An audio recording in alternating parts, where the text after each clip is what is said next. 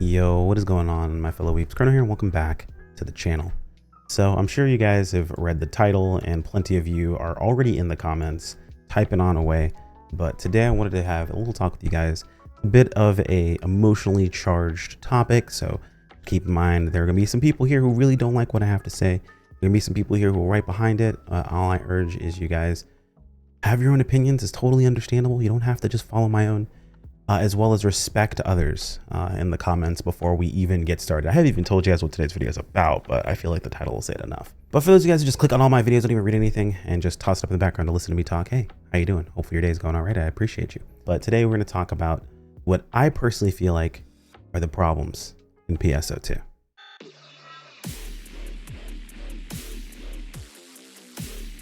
So I'm sure many of you guys saw the video that I covered or reacted to one of Karo's videos where he talked about burnout and some issues that he was having with the game, so on and so forth. Check through the comments, you know, they were all right. So it's one of those things. Didn't really get a chance to comment a bunch of things. I just kind of want to let people have their own discussions and let it flow. So I did mention in that video, though, I did want to talk with you guys about the actual problems I see in the game. And this isn't a situation of like, I see it and you don't. This is more about having a discussion or a conversation about where we're kind of headed, how we got to where we are currently, and what we can really do to help move us to a different direction, if that's even what's in the cards in the first place. Now, before we get into this, I do want to go ahead and make sure to make something very clear. I don't claim to have all of the answers. I don't claim to say that, hey, if things were just my way, things would be better.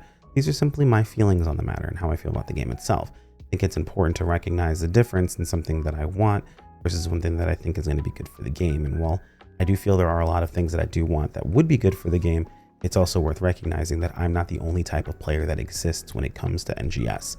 There are plenty of other types of players, and to be honest, there are people that are probably totally fine with the way that things currently are. But it is still worth talking about how I personally feel behind the matter and where I think the problems do lie, because a week or a month or a year from now, things could be exactly the way I want to and not the way someone else wants to. To be honest, you can't really please everyone.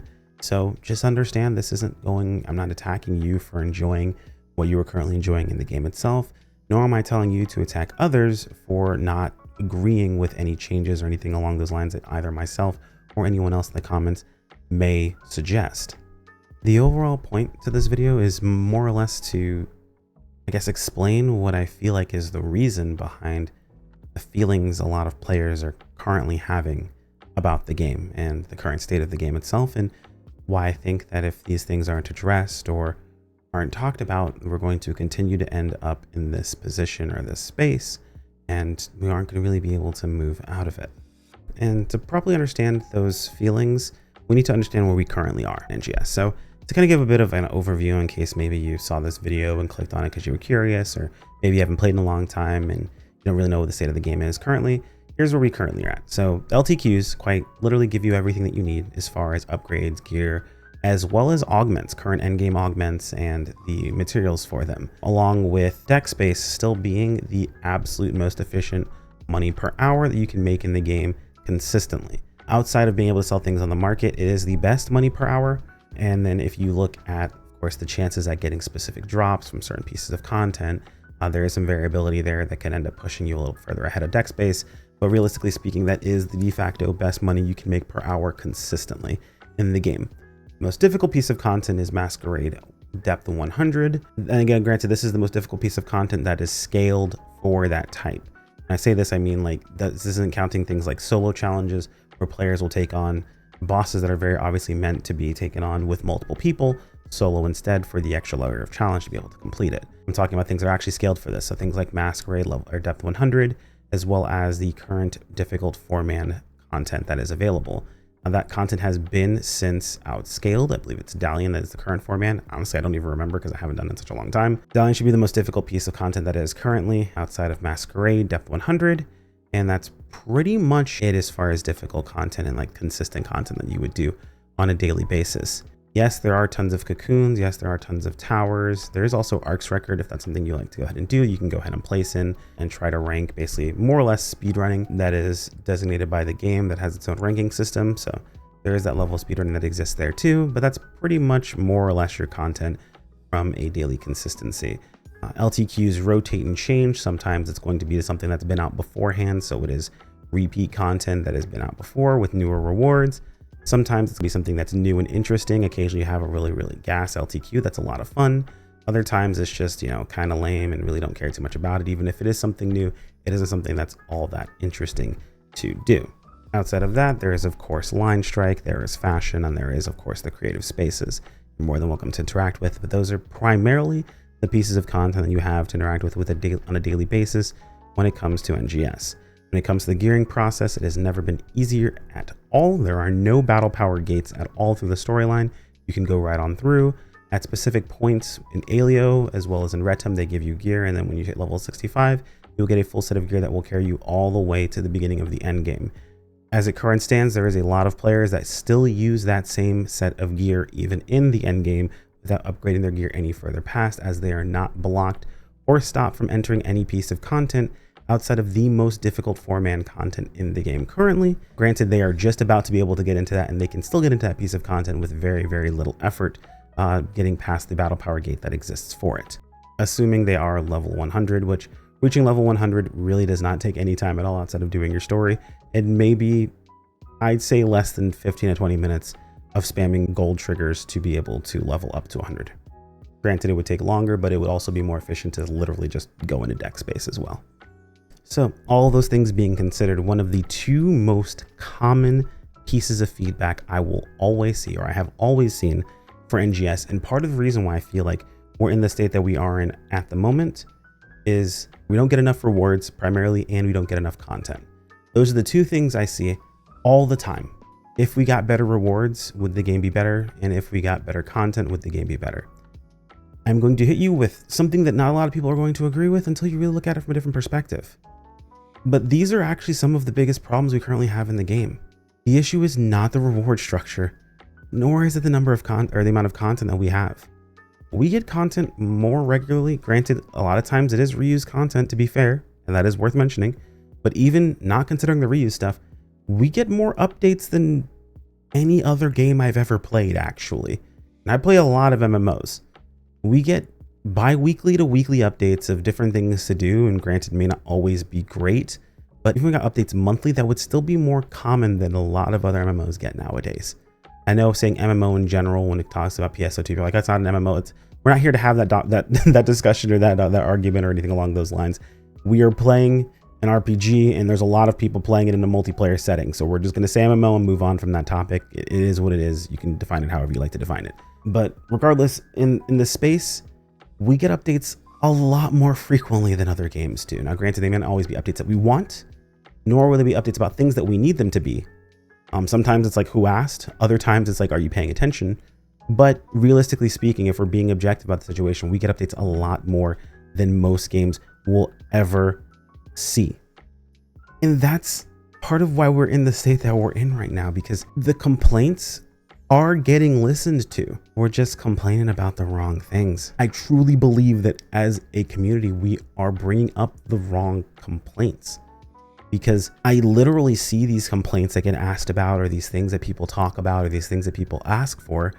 And I personally talk about where these could be a problem on my channel, as well as while we're streaming, and like, hey, look, that's an issue. You might not want to do that. Or it's easy to see that, hey, look, if this were the case, it would be better, but you're not looking at the repercussions. And then I see these things and we talk about them, and then they eventually happen.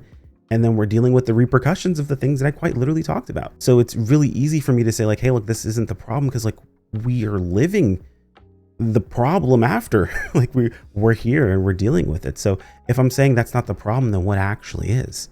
So NGS suffers from a few specific things.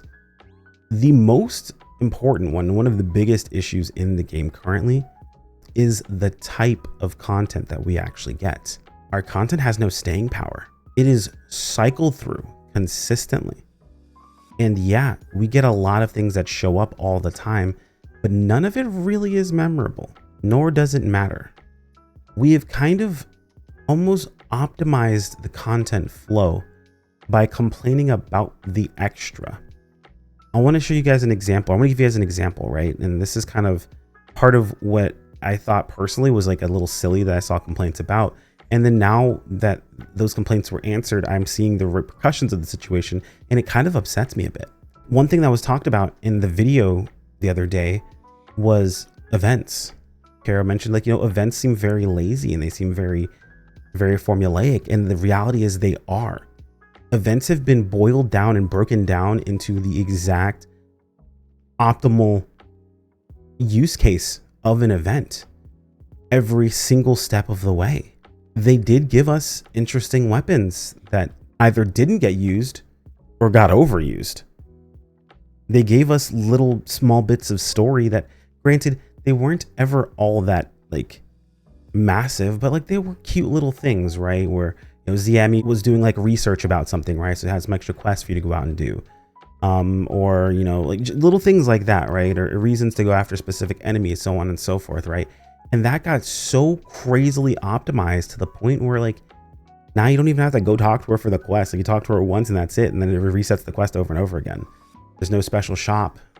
There's no little dialogue or extra conversation topic. There's no interesting weapon because players complained about the fact that, rewards weren't good enough consistently. So they made the rewards quite literally the current base version of the best weapon in the game.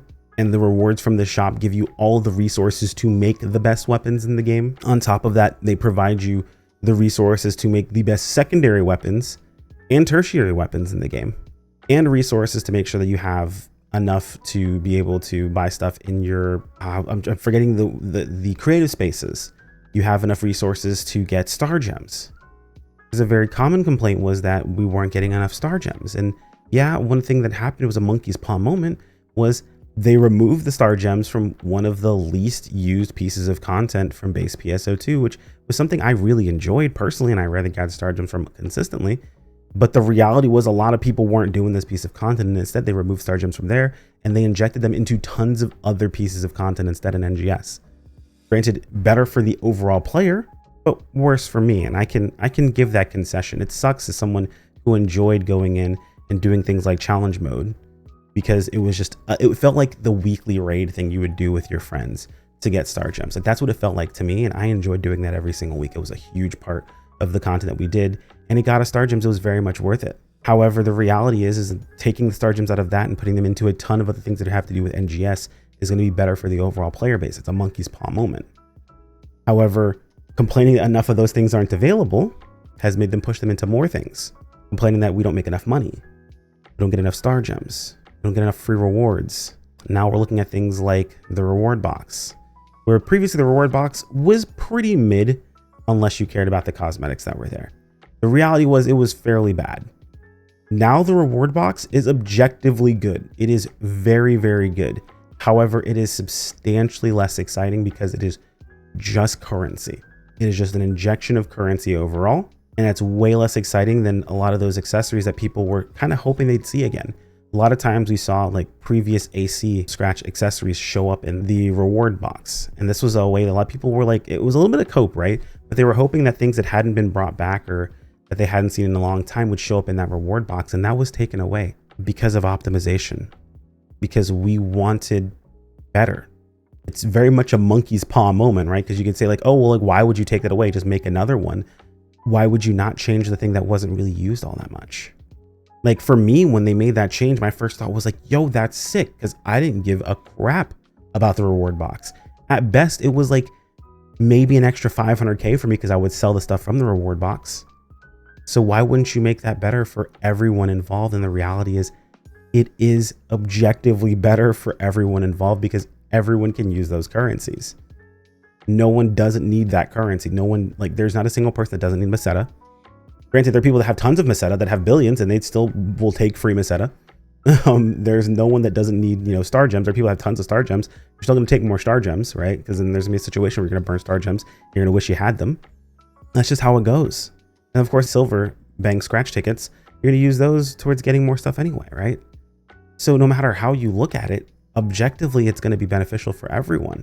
But when we look at it from the perspective of giving us more and giving us more and giving us more, we're losing out on the things that are actually important that make the game interesting. We have essentially optimized everything to the point of boredom. It's boring. There's nothing extra involved in it. And that's just when we look at it from the perspective of events, right? Like we're not even looking at everything else that's going along with this. Let's look at the perspective of rewards, the reward tiers. I don't know who is complaining about drops anymore. I don't understand, because literally everything worth doing gives you so many of these drops that augments, like literally our best in slot augments, aren't worth anything anymore. They're not. They completely remove the need to touch any of the old dual quests. You don't have to use any of them by giving you all the drops in the current tier stuff. They have heavily optimized and heavily inflated the drop pool to make it substantially better for everything.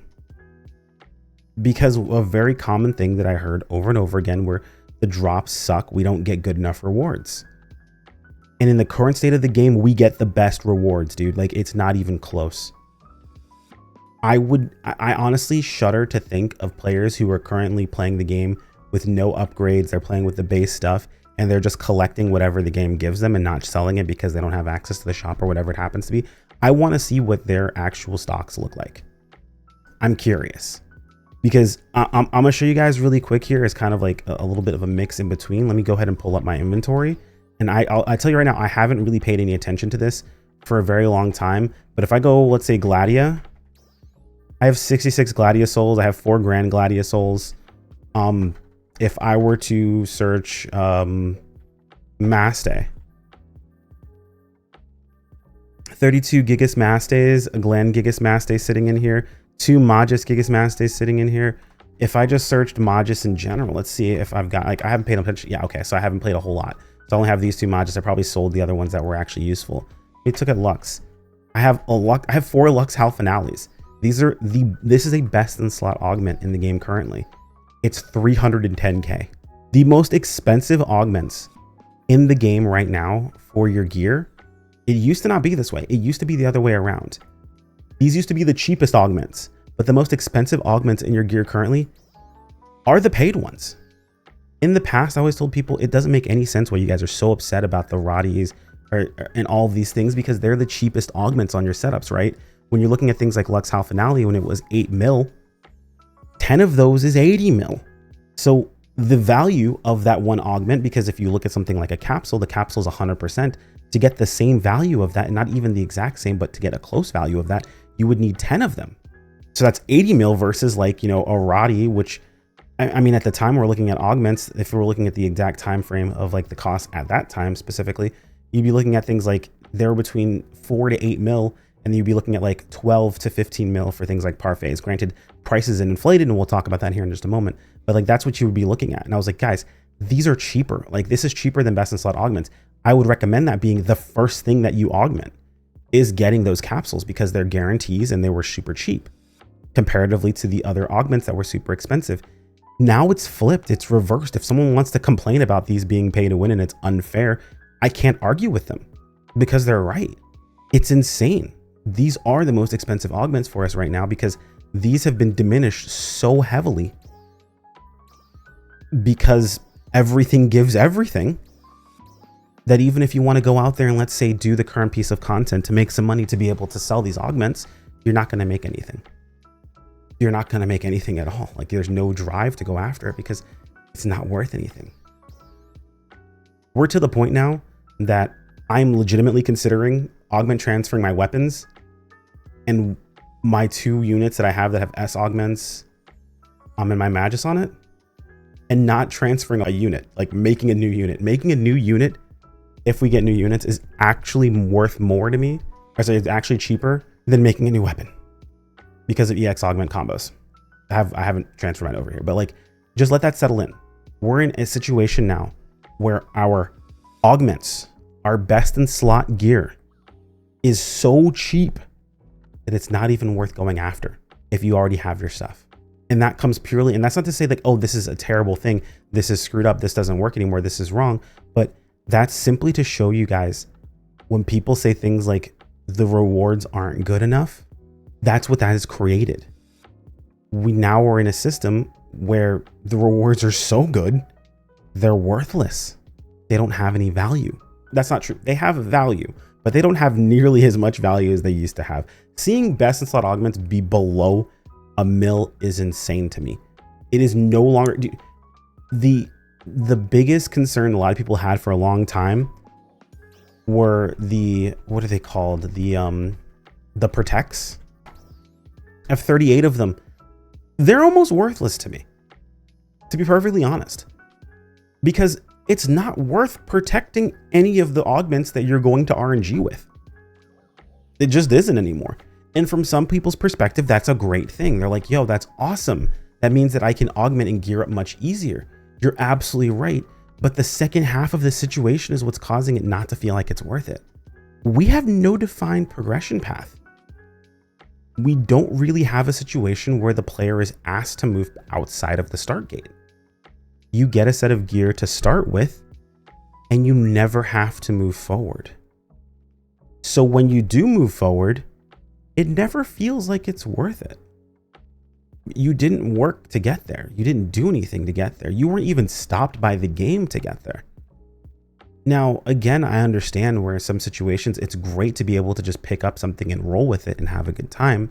But in the current state of the game, the devs are more concerned about everyone doing everything than they are about rewarding you for being able to get into that piece of content. And what it's done is it's created a situation where the content they funnel you into, they have to make sure it has everything that you need because that's the only content you're going to be doing, because it's the only content worth doing. It kind of builds on itself over and over and over again. And part of this comes from the way that the game is structured as well. And it causes other issues too earlier on. One thing you'll notice is that there's not really an early game in PSO2NGS. It just doesn't really have an early game. The early game is once you finish the story. The story is like one giant tutorial, to be perfectly honest, and not a great one, to be fair. It's like one giant homework tutorial. Like if you like the story, like if you're a fan of the story, then cool. You enjoyed your time and you went through that story itself. But if that's not your jam, you didn't like it, you thought it was pretty mid, kind of like we did, it's homework. You just have to get through it and get it done because it gets you your levels. It gives you the gear you're starting with. It unlocks the areas you're going to and unlocks your skill points. All of that gets done as part of unlocking for your character. And what it does is it creates a situation where the player feels that they need to get through the story as quickly as possible. The devs feel like they need to give you every tool as possible to get through the story as quickly as possible because it's a stopping point for you. And you don't really ever go through it and experience it or enjoy it. I'm not saying that I experienced the way I experienced it, but you never really experience or go through the story and actually, you know, appreciate what it is for what it is, so on and so forth, right? Like you never really have that moment. Even if it's not that great, you can't really have that moment the way that things are structured. Now, this is something that's very common amongst MMOs. You'll find the conversation comes up very often is what's the end game like is a question that gets asked a lot in a lot of games, because the average MMO player or the average live service game player looks towards the end game. What's it like once I've done all of the beginning stuff and I'm a part of the major community and I'm doing things consistently? Like, what's it like when I get there, right?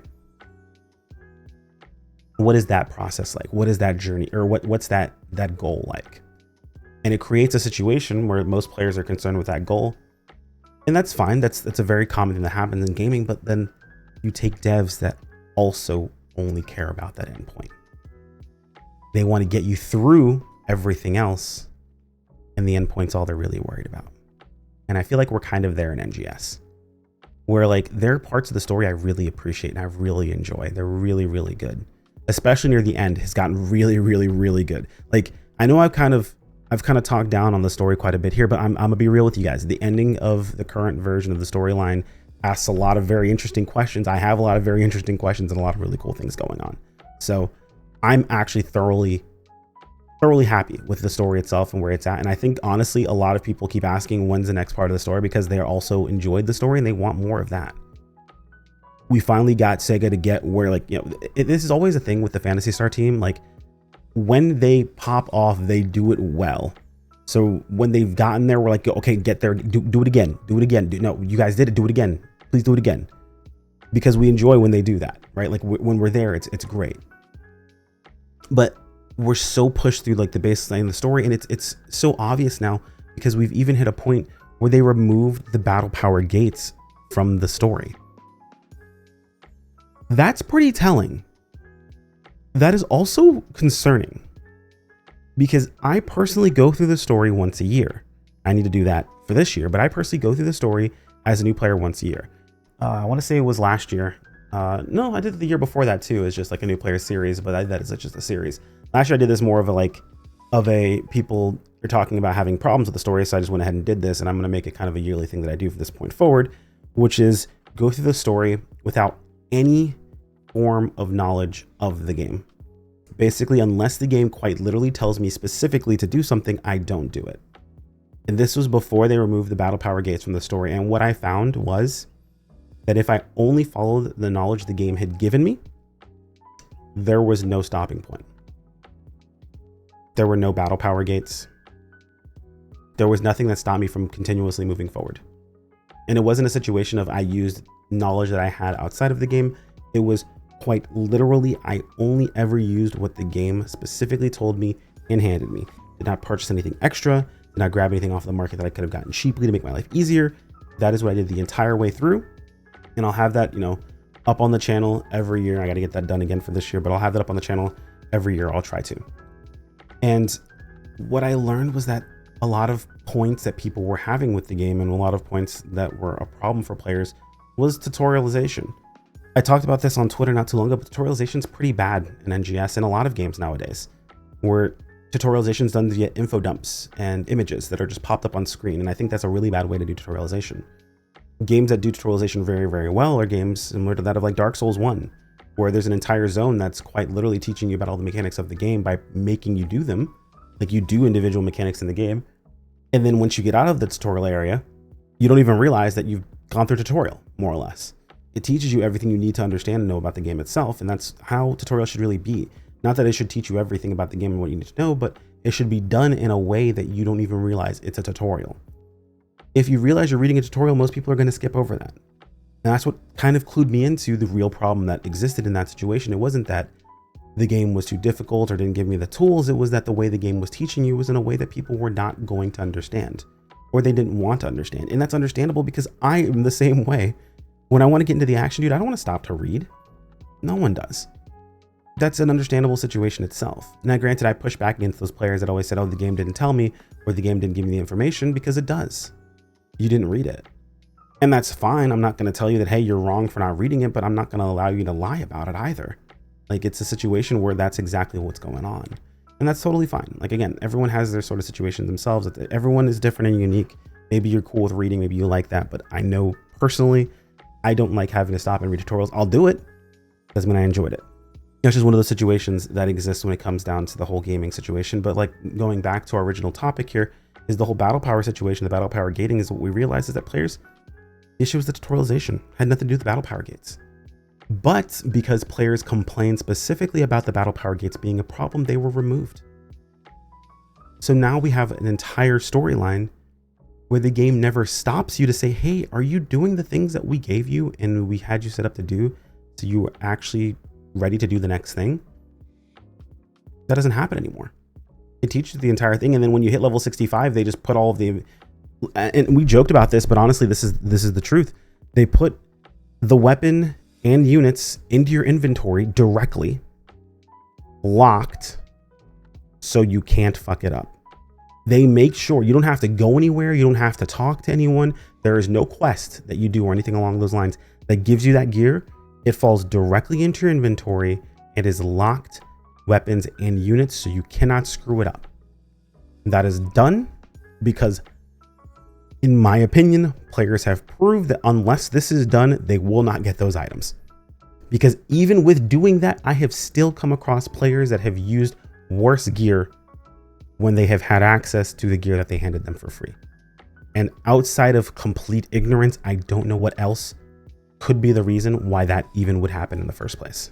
So I've talked a lot about like what NGS's problems actually are and where I think they stem from and how they've actually been set up. And I'm gonna kind of TLDR them here, and I'll try to remember to make timestamps or have my editor take care of timestamps, things like that. So I'm gonna TLDR it right here. NGS has two major major issues themselves.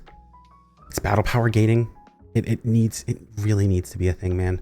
I know it sucks not being able to get into a piece of content, but if the player is not told they need to make an effort to do things, or they're not pushed into it, they're not going to. That's just the long and short of it.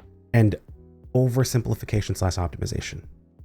I understand there were situations where, you know, certain things were just kind of meh. It's like, oh, whatever. But when you break away all of those interesting things and you leave just the framework behind, we run into a situation where we're being thrown gear and content and things that really don't matter. We need staying power. Realistically speaking, honestly, I'm going to axe, I think I said beforehand, where the battle power thing is still an issue. But the real second problem is we need to slow the freak down, man. Realistically speaking, the concept of we need more content needs to disappear. We need content with staying power that you actively need to attempt to get into and do. That is what we actually need. We need to have content that sticks around, that is impactful. We have a few pieces like that, but we keep kind of power creeping it in a sense. Things like Lucille eventually gets kind of redone and reworked and it comes back around. Things like Geometric Lab, they did twice, which was pretty solid. Those things need to be more impactful, need to be more consistent. And to be perfectly honest, those pieces of content also need to be a bit more random. I've said this before, but I'll say it again. Random is the spice of this gaming genre. It really is. There's no reason for Lucille to reset every day. There's no reason for Geometric Lab to continuously be what it is currently. I understand from a perspective of speedrunning, the consistency is there, but like, make a separate mode if you really want to do that sort of thing. I love my speedrunners, but we cannot not have a situation where things are more boring because they're more speedrunner friendly. Granted, maybe we have a different version when ARC's records come around. I think that'll be perfectly fine. I think that works out perfect in those situations. Again, I'm not talking about it from a perspective of understanding everything from it. I'm sure there are holes in what I've suggested, but it's just moving towards things being a bit better. Now, we've talked a lot about where the problem is. What do I want to see? What would I like to see things change? To be perfectly honest, these problems have already been solved in other games. And yeah, I'm going to reference previous games because quite literally there's something that when it comes to MMOs, the best thing you can do is copy homework. The two biggest mainstays in the MMO community consistently copy homework from each other to an insane degree, to the point that they have admitted it and say that they do it all the time. It's Blizzard and Square Enix. Final Fantasy 14 and World of Warcraft have solved a lot of these problems. Now, they're not perfect. They have their own issues. Any actual 14 players will know there are problems that still exist. And the way a lot of this is solved, to be perfectly honest, is proper scaling. Scaling would fix a lot of issues that I've mentioned here today. Now, granted, I'm not saying it's an easy fix. I'm not saying it's the fix that PSO2 should go with, but I want to propose to you a situation that maybe you haven't considered. Think of it this way. Let's say you log in for the day, and when you start doing content, instead of you just jumping into the LTQ, you open up a menu, and that menu is got a list of things that you can queue for. So you open up the map, you click on this item, and it says, is your daily random queue. I don't know what to call it. Let's call it your daily roulette. 14 players, calm down, relax. So let's say you queue for this piece of content, and let's now pause where you are, and let's go to someone who just picked up the game not too long ago. They're going through the story, and they've hit the point of fighting Nextalia and Alia, right? It's a story quest where they are going to do the solo with 4 NPCs, right? You have 2 NPCs you play with, and then the 1 extra you find as you go along. Now, let's say that when they go select that mission, right, before they do it, there's an option that says, hey, run this on your own, scaled for yourself, or run it as a dungeon or a quest with other people. Now, go back to the other guy, right? The person that queued for that daily piece of content. They've queued, this other person that's new to the game queued, and they see, oh, hey, look, this person is doing this piece of content. Well, we need 3 more people with them. So 3 people who are queuing for this thing, let's push them over there. Now you're probably thinking, well, they're like max level. They're going to destroy this piece of content. Now let's be for real. Regardless of them being max level, they're going to destroy the content regardless. That's just that's how scaling goes. But let's pretend, right? Scaling is done perfectly, and they've scaled them down perfectly to to what a player would be at that point without diminishing their actual class in the way that they play. Scaling is never that perfect, I'll be honest with you, but just stick with me here. If anything, it works best in PSO2 because you can have a low level character with all your skill points. It's kind of funny, but just stick with me here, right? So let's say the person queues that piece of content and they queue with 3 other people in the party with them, and they fight a harder version of the boss, right? The boss is scaled up, doesn't do more damage, but he takes more damage to kill, and you have to go through it. Now, those 3 people that were already higher leveled, they were brought into a piece of content they wouldn't have ever gone into, would have never even chosen, because there's no reason for them to go back there. While the person who's going through the story had an experience with other players. They were able to say hi, they were able to see what other players were doing. They didn't feel alone during that piece of content.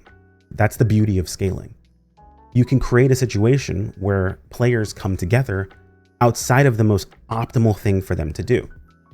What it does is it creates a situation where the lower end players don't feel rushed to make it to end game to play with other people. Imagine if the urgent quests that you would do would be scaled to different zones. Imagine if players didn't rush to max level, or they didn't make it so it was perfectly get to max level, and you queued, like let's say an urgent quest, and you queued with other people of the same level doing that urgent quest. Granted, that doesn't happen right now because it's not worth doing an urgent quest at this point in time, but imagine if it was. Imagine if you were level 15 and there was an urgent quest that was up and you queued for it, and you queued with other players of that same level because they created a situation where being lower level is not nearly as big of an issue. Imagine if they didn't need to constantly release another version of the same zone because the zone scaled you down so you didn't outscale it. You don't need 5 versions of one zone. Imagine if there was only one. And it was okay for someone to go in there and farm for a bit to make a bit of extra money at a lower level, and you could go with them. Imagine being able to play the story with your friends that are higher level while you're low level and vice versa. Imagine you queue for something like GeoLab that you had never done before, and you were curious about going in with people, and there were people ready and available to go in. Now, let's take the flip side of that, right? I talked about this from a low level perspective. Let's talk about it from a high level perspective, right? Let's say you're max level, right? And you queue for this and you finish that piece of content with someone. Well, what was the point of you queuing for it? What if it's like the current rewards we have? What if there was a new currency? I say new, but let's imagine, let's say it was like, I don't know, weapon badges. What if you got weapon badges for doing that piece of content? What if there was a weapon badge shop that then, I don't know, gave you upgrade items for your gear, the capsules, the materials you might need, maybe even some of the protects, some of the preset skill stuff. Imagine all of that was purchasable with this content, or this material you could get, right? Imagine you can queue this, once a day you get a big burst of it, but then you could probably queue afterwards and grind it out and keep grinding if you really wanted to. Now imagine they took away the requirement of Meseta from these upgrades, and it was primarily with currency that was gathered from doing the scaled content. You see how one idea just affected so many systems in game? Now it's not perfect, right? Because then we run into a situation where augments aren't sold on the shop. So like, yeah, what does that matter, right? Like, oh, now people still aren't making money. Money's only really needed for things like, AC scratches or creative space items or fashion. Sure, that is the trade-off. But think of it this way. When you run into a situation where you're being given a currency consistently, right, for not really doing anything out of your way, and you're being shown different places to be, like, think of everything I just said, but imagine it was a cocoon, or it was a tower, or it was something else that a player is going to have to do once or twice. Imagine if it was one of those. Imagine if you queue for this, it's 4 of you guys that queue for this at a high level, and no one needs help with anything. No one is queuing at a lower level. So it just randomly tosses you into one of those areas and you get that as a reward. you now have been brought into a different piece of content that you wouldn't normally do, that is still worth your time to do because the currency that you get is still being used towards your end game setup. And your end game setup no longer is a part of the money system. So now it's devalued the need to farm money consistently outside of if you want something like fashion or something else along those lines. Now they're not so concerned with injecting a bunch of money into the system consistently for players to be able to afford these upgrades that doesn't go towards the upgrades anyway. You see how one system can affect so many things? Like there are a lot of things that can be brought up, and this is when I'm looking at it from my perspective of what I'd like to see. To be perfectly honest, everything I just said, if NGS worked like that, I feel like would be a lot better of a game personally. I think it would work out a lot better. I think realistically speaking, they need that, and they need to properly gate people out of content. I know that sounds mean and it sounds rude, but like if you properly gate people out of content, they will make the effort to gear themselves up so they can do content. They'll make the effort for the bare minimum in a lot of situations, and that's perfectly fine. If the entire player base did the bare minimum of gearing outside of what they give you for free, I see the bare minimum of gearing, not the non-gearing at all, because the free gear is the non-gearing at all. I'm talking about grabbing an Arcocelio, giving it a level 1 Fixa, grabbing Artasis units, and slapping full LC augments on them. If the player base did that, and there's anyone out there complaining about you with that set of gear, put them on your ignore list. They are an absolute idiot. That is the most anyone expects of anyone, or anyone should expect of anyone. Now, granted, in high-end content, when you're looking at, the top-end 4-man content, yeah, we're going to expect a bit more there. But in everything else, everything, that is the most I will ever expect of a player as far as you gearing. And I feel like that is the best way to do things. Flat out.